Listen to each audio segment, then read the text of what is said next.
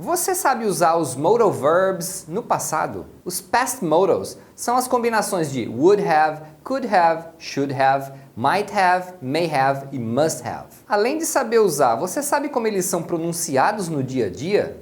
Porque na maioria das vezes um falante nativo não vai pronunciar tudo separadinho. Should have, could have e assim por diante. Então vamos lá que eu vou te explicar direitinho como utilizar todas essas combinações e como pronunciar isso no dia a dia. So, let's get started. E se você está chegando agora aqui no canal, já deixa o seu like e aproveita e se inscreve aí também para você não perder nenhuma aula. Só clicar embaixo no botãozinho inscrever-se, clica lá naquele sininho que tem do lado também, assim o YouTube te manda um aviso toda vez que eu postar um novo vídeo. Então vamos lá, vamos falar sobre os past modals. Primeira coisa é que os modal verbs, ou seja, os verbos modais, são os verbos can, could, may, might, should, must. Então, esses verbos, eles devem ser aprendidos pela função que eles têm, porque nem sempre a simples tradução vai fazer muito sentido. Então, você tem que aprender a função dele. Qual que é a ideia que um falante nativo vai entender quando você usar um ou outro? E no vídeo de hoje, especificamente, a gente vai falar das formas no passado, que na verdade são todos os modal verbs, mais a palavra have, mais o próximo verbo no particípio, no past participle. Bom, deixa eu dar um exemplo que fica mais fácil de entender. Vamos começar com would have. Para que serve esse would have? Então você vai usar would have mais um verbo no particípio. Essa forma é usada quando você está conversando com alguém, por exemplo, e está aí imaginando o que teria acontecido, como poderia ser diferente alguma coisa que já aconteceu. Por exemplo, a gente está conversando, aí você fala para mim assim, I didn't invite her. I didn't invite her. Eu não a convidei. A gente está falando aí de uma menina e você fala para mim que você não a convidou. Aí eu poderia dizer para você assim, I think she would have come. I think she would have come. Eu acho que ela teria vindo. Então a gente está aqui falando de uma festa que já aconteceu, foi ontem, por exemplo, e aí eu perguntei da Jane, e aí você me falou que você não a convidou. Aí eu falo para você, eu acho que ela teria vindo. Se você tivesse convidado, ela teria vindo. Então esse, eu acho que ela teria vindo. O teria é o would have, né? O verbo ter no condicional, would have, e o vindo é o verbo vir no particípio. Nesse caso, o verbo vir é come, no passado é came, no particípio é come também, é igual à forma do presente. Então, she would have come, ela teria vindo. Mas a festa já foi, você não convidou e ela não veio. Então é aquela situação que a gente fica imaginando o que teria acontecido se a situação tivesse sido diferente. Mas a gente só está imaginando porque já foi a situação, não tem mais volta. É muito comum usar essa forma numa frase que tenha if, porque às vezes a gente fala, se eu tivesse feito aquilo,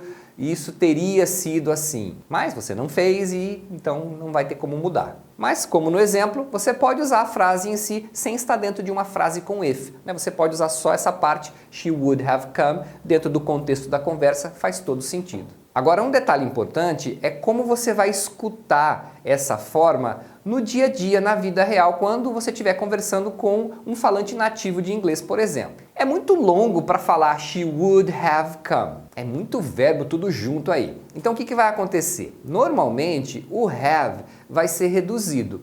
E aí pode acontecer duas reduções. Você pode ouvir algumas pessoas falando she would have come, she would have come.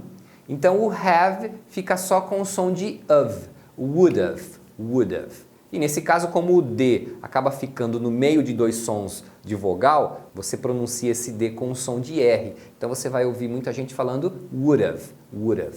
She would have come, she would have come. Agora dá para reduzir isso ainda mais. Muitas vezes esse som do of, você só vai ouvir as pessoas falando sem o som do V. Então você ouve she would have come, she would have come. Então você escuta woulda, woulda. Então she would have come é she would have come. Fortunately, my dad didn't find out I used this car. Fortunately, my dad didn't find out I used his car. Felizmente o meu pai não descobriu que eu usei o carro dele. Aí continuando a minha conversa, he would have gone crazy.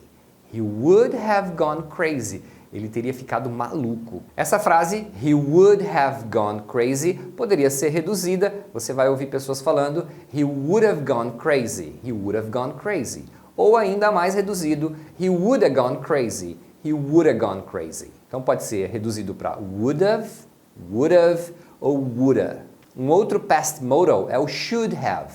Então você usa should have mais um particípio para dizer o que deveria ter acontecido ou não deveria ter acontecido. Então você poderia usar o should have, por exemplo, para indicar uma expectativa. He should have arrived an hour ago.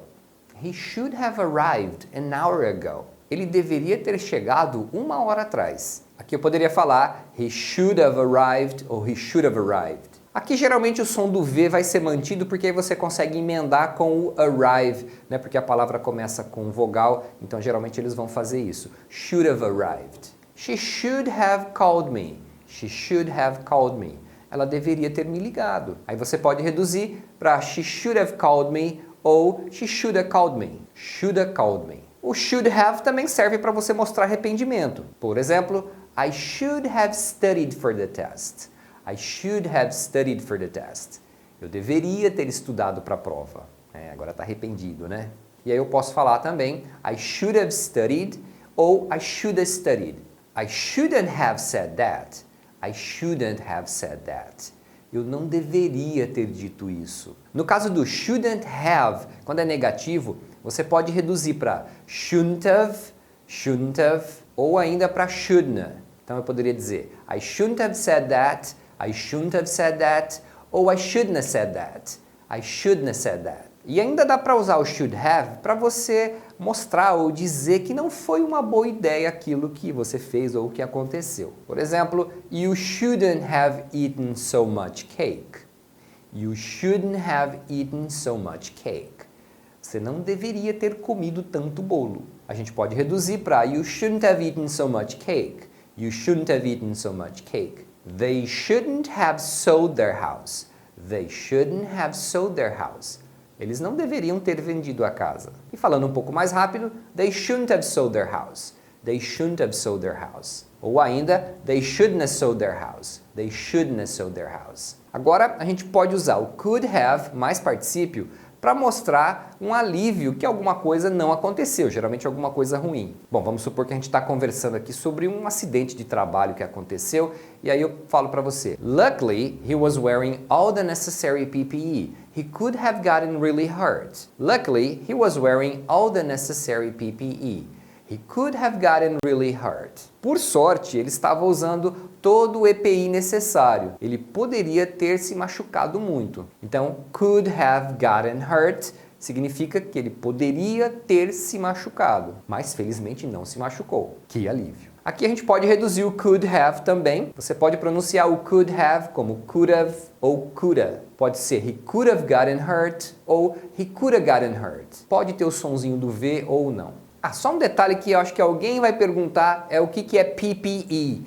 PPE seria o EPI em português. EPI é o equipamento de proteção individual, né? Quando você trabalha em algumas situações, você tem que usar, por exemplo, um óculos de proteção, luva. Então esse equipamento de segurança em português chama EPI, né? Que é equipamento de proteção individual. Em inglês eles chamam de PPE, que é Personal Protective Equipment. É literalmente a mesma coisa, só é traduzido. Could have também pode ser usado para você falar que você tinha uma opção e você acabou escolhendo outra opção. Se você observar, na maioria dos casos é muito semelhante ao que a gente fala em português. Só é uma frase um pouco mais longa, que tem vários verbos, e quando você escuta tem essas reduções, mas depois que você aprende isso, não tem muita dificuldade. Então eu poderia dizer, por exemplo, I could have taken the car to the car wash, but I preferred to wash it myself. I could have taken the car to the car wash. Eu poderia ter levado o carro no lava-rápido, but I prefer to wash it myself. Mas eu preferi lavar eu mesmo. I could have taken the car. Eu posso reduzir para I could have taken the car ou ainda I could have taken the car. We could have stayed at the party a little longer, but I was too tired.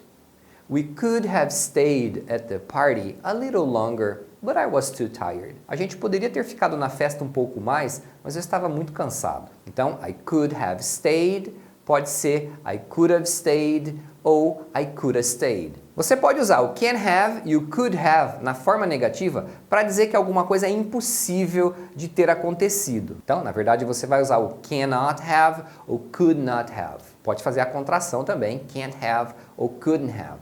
Então, eu poderia dizer, por exemplo, She couldn't have done that. She doesn't have the key.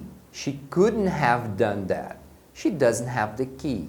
Ela não poderia ter feito isso, ela não tem a chave. Então é impossível que ela tenha feito isso. O couldn't have done pode ser reduzido para couldn't have done.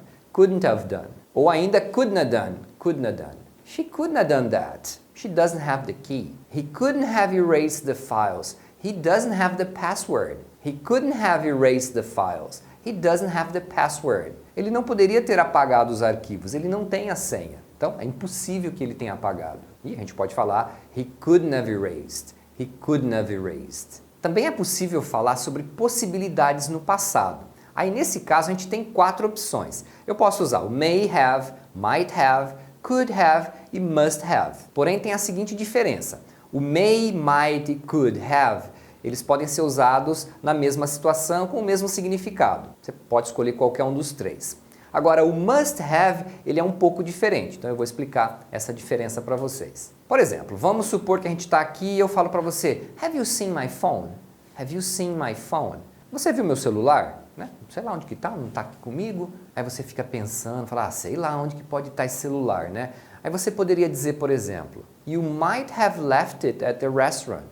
You might have left it at the restaurant. Você pode ter deixado no restaurante, né? Talvez você tenha deixado no restaurante. Então aqui você está supondo que pode ter acontecido, né? Você está chutando aí, né? Sei lá, pode ser que aconteceu isso. Não sei, não tenho certeza. Então você usa o might have para indicar essa situação, né? De você estar supondo alguma coisa que pode ter acontecido, mas que você não tem certeza. É uma das possibilidades. Com o mesmo significado, eu posso usar You may have left it at the restaurant. É a mesma coisa. Ou You could have left it at the restaurant.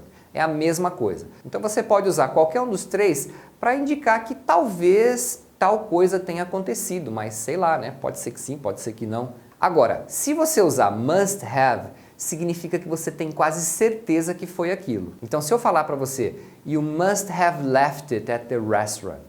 You must have left it at the restaurant. Você deve ter deixado no restaurante. Então é quase certeza que está lá. Vamos voltar lá para ver. Ou então a gente resolve fazer um bolo aqui, fizemos o bolo, misturamos tudo, colocamos lá. Não deu certo, hein? Esse bolo não cresceu, ficou horrível. O que será? Aí eu poderia dizer I think we might have messed up something. I think we might have messed up something. Eu acho que a gente pode ter errado alguma coisa. Ou então, I think we may have messed up something. Ou ainda, we could have messed up something. Então, qualquer um desses 3 casos, eu estou falando, talvez a gente errou alguma coisa, né? Eu acho que a gente errou alguma coisa. Nesse caso de possibilidade, um dos mais comuns de você ouvir é o might. I think we might have messed up something. Agora, se você tem quase certeza que errou alguma coisa, I think we must have messed up something. Eu acho que a gente deve ter errado alguma coisa, provavelmente, quase certeza. Então é isso, e deixa aí nos comentários se você entendeu tudo que eu falei aqui ou se ficou alguma dúvida ainda. E não esquece de se inscrever aí no canal. Thanks for watching and I'll see you next time.